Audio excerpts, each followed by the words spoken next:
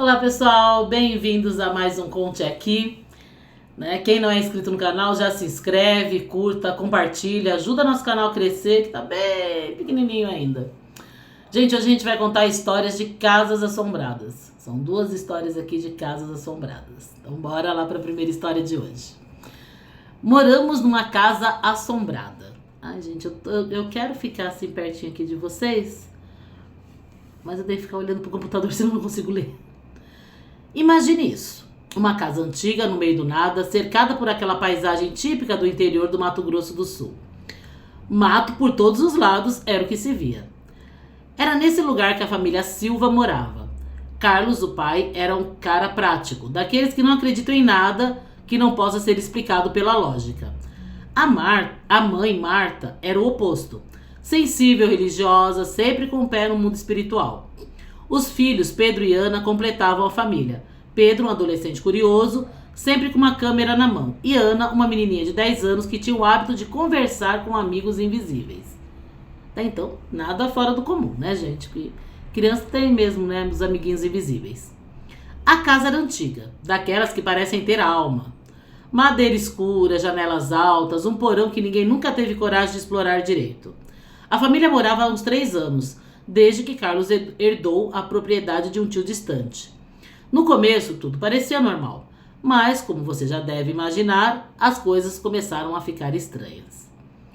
Foi Marta quem notou primeiro. Ela começou a ouvir passos no corredor à noite, passos lentos, arrastados, como se alguém estivesse caminhando de um lado para o outro. Quando ela se levantava para ver, não havia ninguém. Carlos dizia que era o vento, o barulho da madeira se contraindo com o frio da noite, mas Marta sabia que não era só isso. Depois as portas começaram a se abrir sozinhas. Não era aquela coisa de vento forte, não. Era uma porta que se fechava era uma porta que você fechava com certeza, e de repente lá estava aberta de novo. Carlos continuava cético, mas até ele começou a ficar incomodado. E Ana? A Ana era mais tranquila com tudo isso. Ela dizia que ouvia vozes baixas no quarto dela à noite, como se alguém estivesse sussurrando histórias para ela. No começo, a família achou que era coisa de imaginação dela, mas a menina insistia: eles são meus amigos.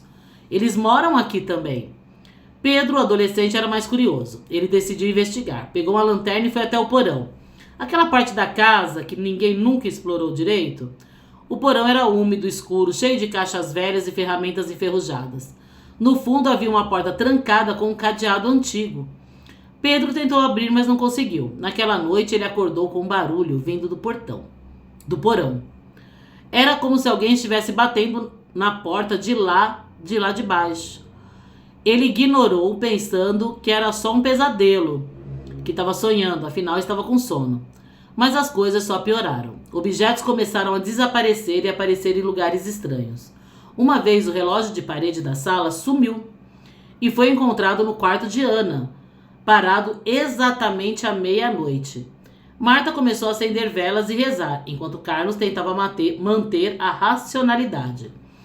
Mas até ele começou a sentir que algo estava errado. Uma noite, Pedro decidiu filmar o corredor, na esperança de captar algo. Ele deixou a câmera ligada e foi dormir. No dia seguinte, ao revisar as imagens, ele viu o que o deixou gelado.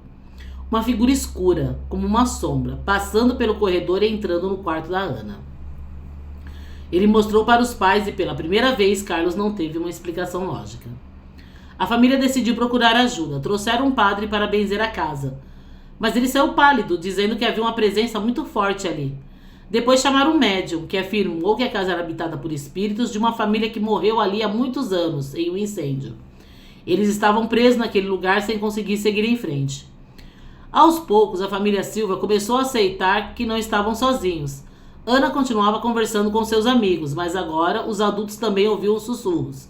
A casa parecia respirar, viva, como se estivesse contando uma história que ninguém queria ouvir. Gente, mas peraí, eles chamaram o padre ficou pálido e tal, lá, benzeu a casa, mas não adiantou de nada. Aí chamaram o médium confirmou que tinha, né, vários espíritos ali, provavelmente que tinham falecido já naquela casa.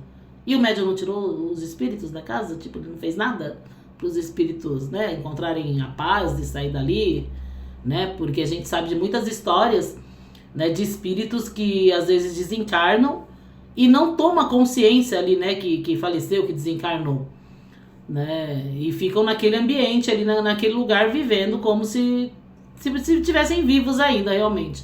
E o médium não fez nada, não ajudou em nada? Vamos continuar aqui para ver o que acontece. Então, uma noite algo mudou. A porta do porão, aquela que sempre estava trancada, apareceu aberta. Carlos, com medo, mas determinado, decidiu investigar. Ele desceu as escadas rangentes e encontrou algo que os deixou todo em choque. Uma antiga fotografia da família que morreu no incêndio, com uma mensagem escrita atrás: "Deixe-nos descansar". Depois disso, eles trataram de vender a casa e foram embora dali, deixando os antigos moradores descansarem. Gente, e os espíritos com a casa? Eles que eram os invasores, né? Ai, gente, que doideira. Pessoal, se vocês gostam dessas histórias que eu conto aqui no canal, na descrição do vídeo sempre tem o e-mail, tá? Pra vocês me enviarem as histórias, pra mim continuar contando aqui pra vocês. Se vocês não enviam as histórias, eu não tenho como contar. Então enviem histórias pra cá, tá ok? Né? E como eu falo sempre, compartilha se vocês gostam, né? Conta ali pro amigo, olha, né? Tem uma senhorinha ali que conta umas histórias meio estranhas. E aqui é histórias de todo tipo, tá, gente? Então, tanto tem essas histórias que já são assim meio assombradas, tudo, como tem histórias também ali, se você vai na playlist, tá?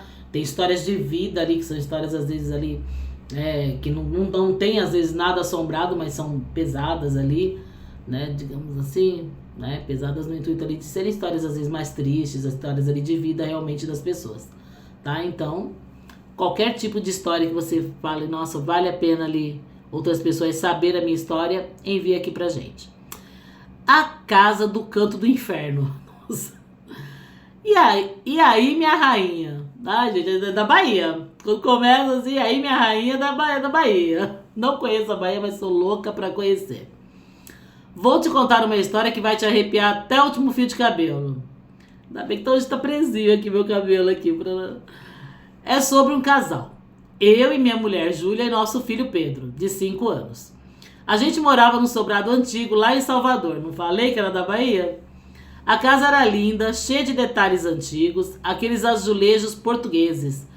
Uns móveis de madeira escura que pareciam ter história para contar. Mas minha irmã, o que a gente não sabia é que a casa também tinha uns causos para contar, e dos pesados. Tudo começou uns dias depois que a gente se mudou. A casa era alugada e o preço estava bom demais para ser verdade. O corretor até falou que o último inquilino tinha saído correndo, mas a gente achou que era lorota para justificar o preço baixo. Lê do engano, minha parceira. Pelo menos o corretor foi verdadeiro, né? Foi fiel. Ele falou, a maioria nem fala. A primeira coisa estranha foi o Pedro. Ele começou a acordar no meio da noite falando que tinha um homem de preto no quarto dele. A gente achou que era coisa de criança, imaginação, sabe? Mas aí ele descreveu o tal homem, alto, de chapéu e com um rosto que ele não conseguia ver direito. Ele dizia que o homem ficava parado no canto do quarto, só olhando. Meu sangue gelava só de ouvir ele falar isso. Depois começou aquele barulho de arrastar móveis de noite. A gente acordava com o som das cadeiras sendo empurradas no andar de cima. Mas quando subia pra ver, não tinha nada. A Júlia já estava ficando com os nervos à flor da pele. E eu também, pra te falar a verdade. A gente até brincava. Será que a casa tá assombrada ou é só o vento? Mas no fundo a gente sabia que não era vento nenhum. Teve uma noite que a coisa ficou sinistra. A Júlia estava na cozinha fazendo um café, quando ela ouviu um sussurro bem baixinho, tipo um psiu. Ela pensou que era eu, mas eu estava no quarto com Pedro. Quando ela virou, viu uma sombra passando rápido pelo corredor. Ela quase derrubou a xícara de susto.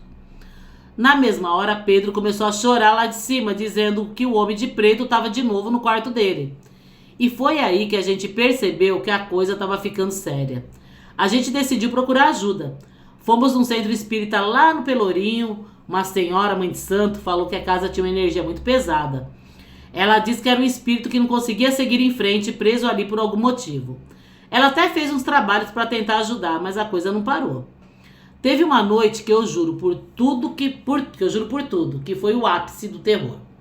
Eu tava dormindo quando acordei com um peso enorme no peito. Tipo aquela paralisia do sono, mas eu tava acordado, saca? Saco. Eu saco sim, eu já tive paralisia do sono, gente, é horrível. Eu abri os olhos e vi ele, o tal homem de preto, em um pé ao lado da cama. Ele tava com aquele chapéu cobrindo o rosto, mas eu sentia que ele tava me encarando. Eu tentei ligar, mas não saía nada. Eu tentei gritar, perdão, gente, porque foi eu mesmo que errei, tá? Eu tentei gritar, mas não saía nada. Aí do nada ele sumiu e o peso no peito foi embora.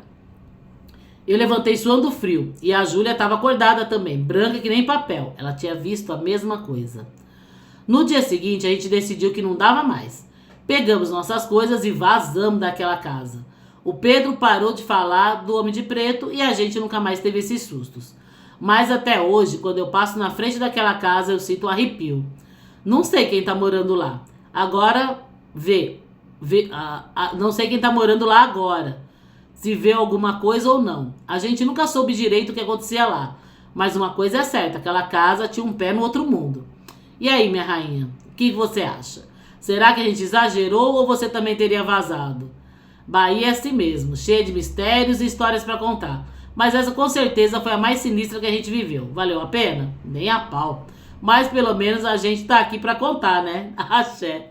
Muito axé pra você também.